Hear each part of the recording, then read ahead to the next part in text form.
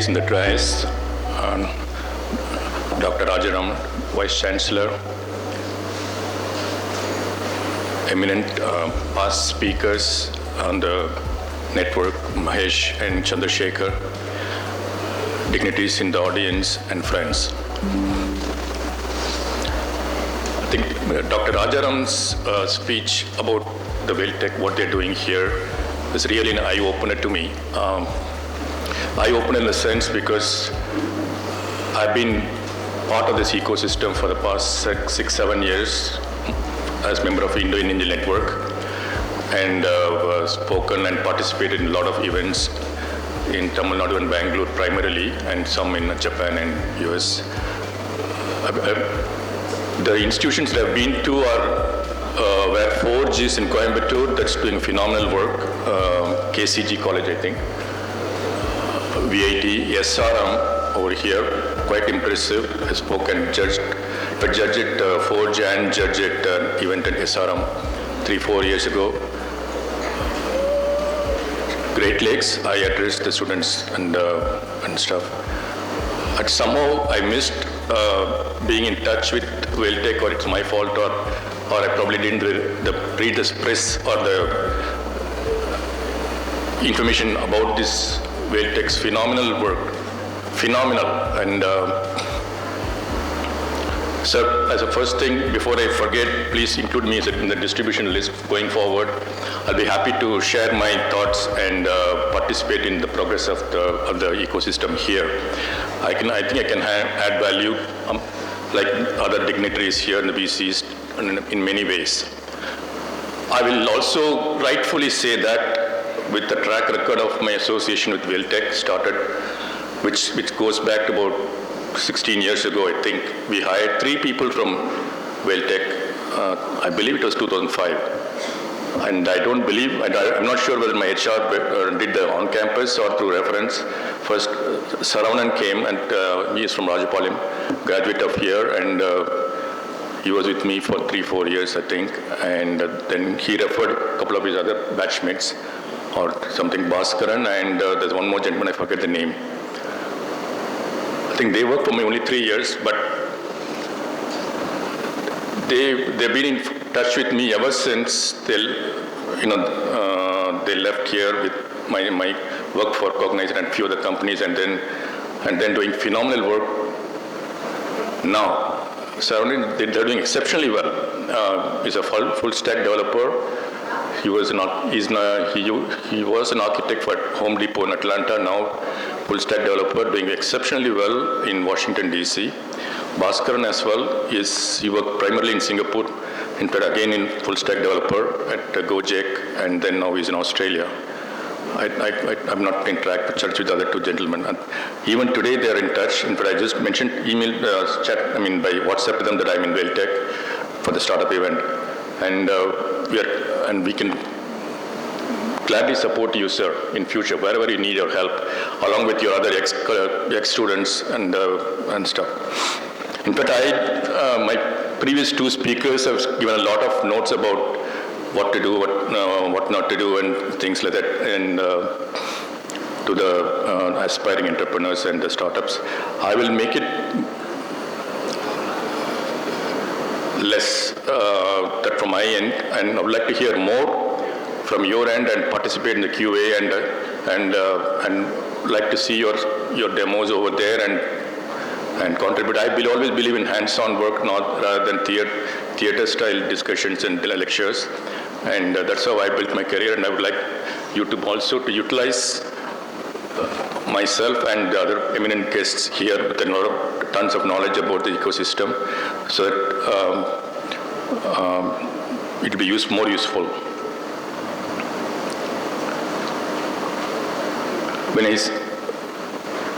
So I saw 3 words, right? Survival, sustenance, and scaling, keywords with respect to startups.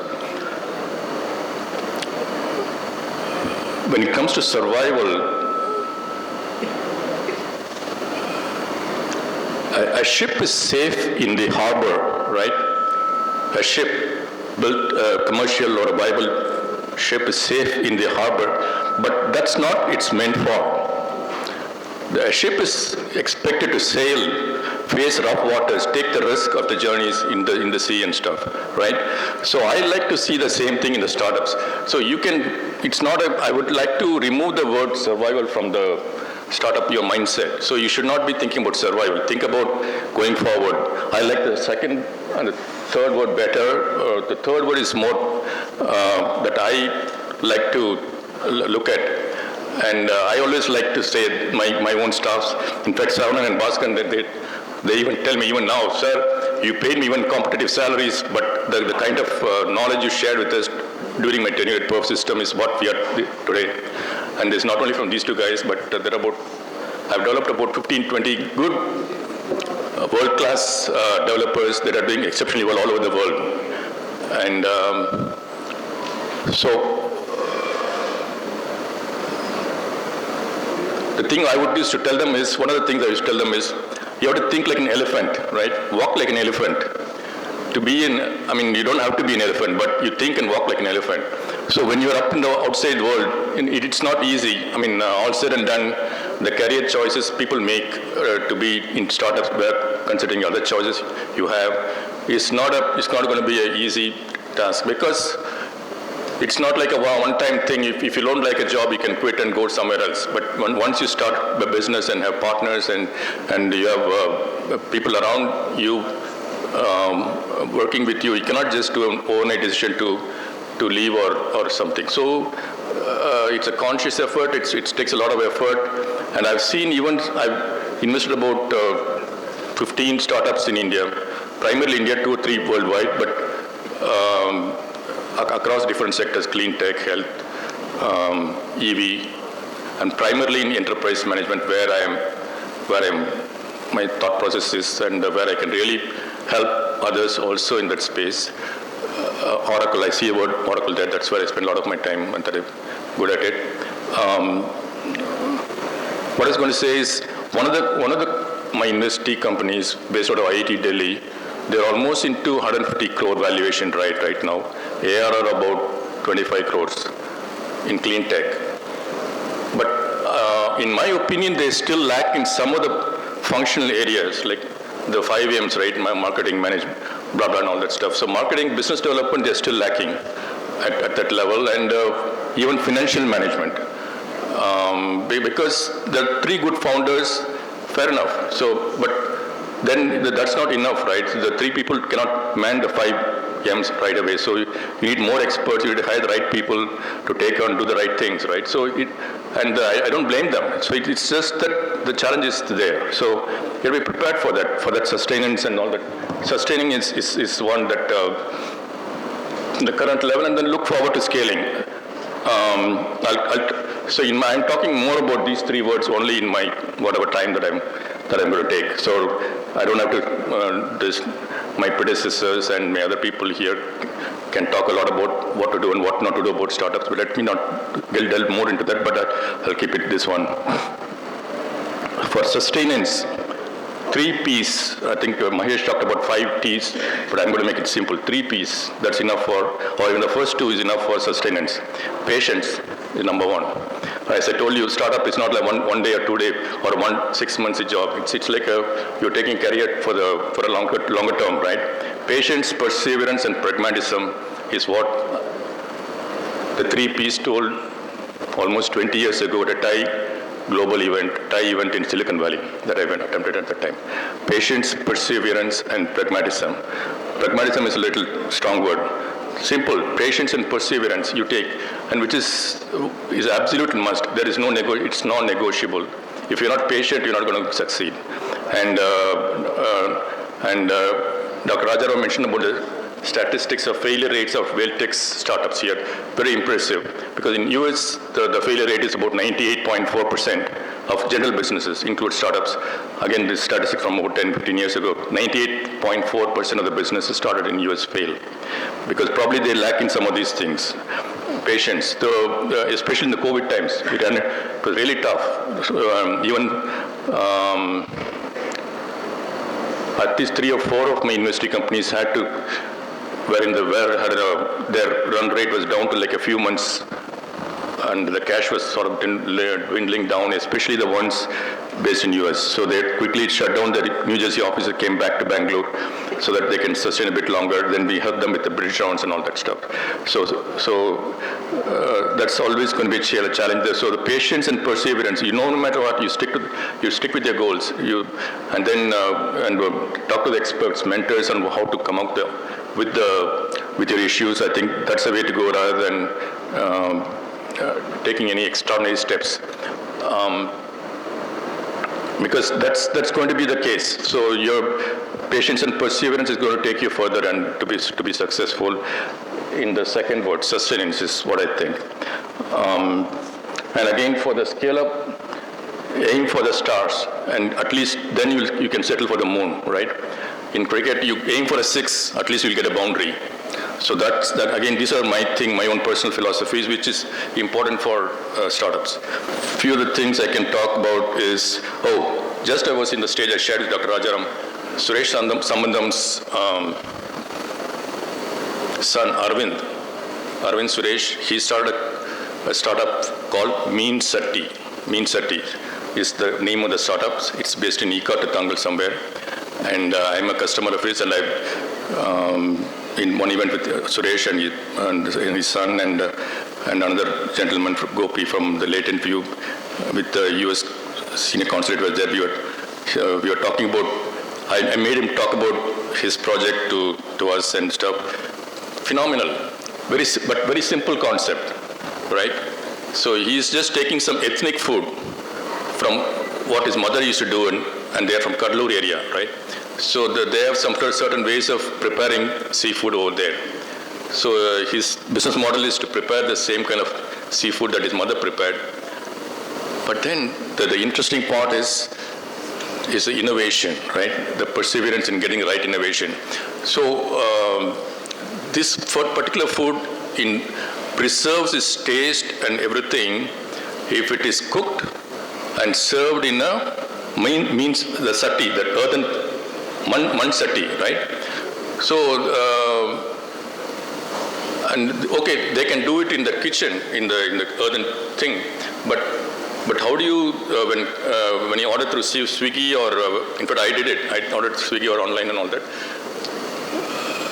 and how do you ship that dish in the earthen pot to the customer was one of the problems that problems or the challenge they wanted to attack as one of the USPs.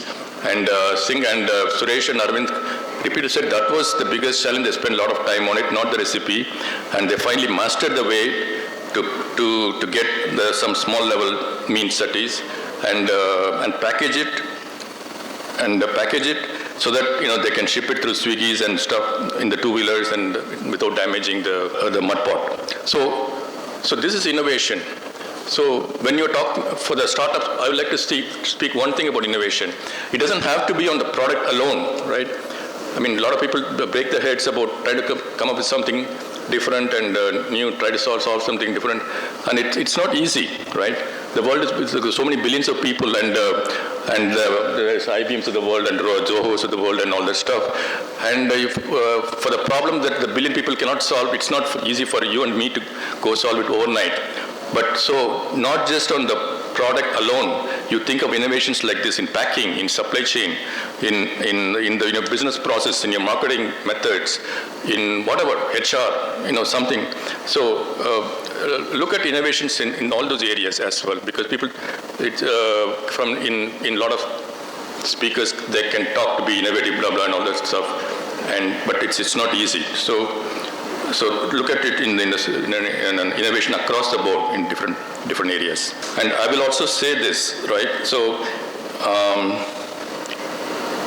in fact, when I spoke about in Great Lakes, when I addressed the students there, so anybody interested in data management or Oracle technology, talk to me right now. I'll fund it and if it is suitable, I will do that. I will support it right away. And this I did about 3 years ago.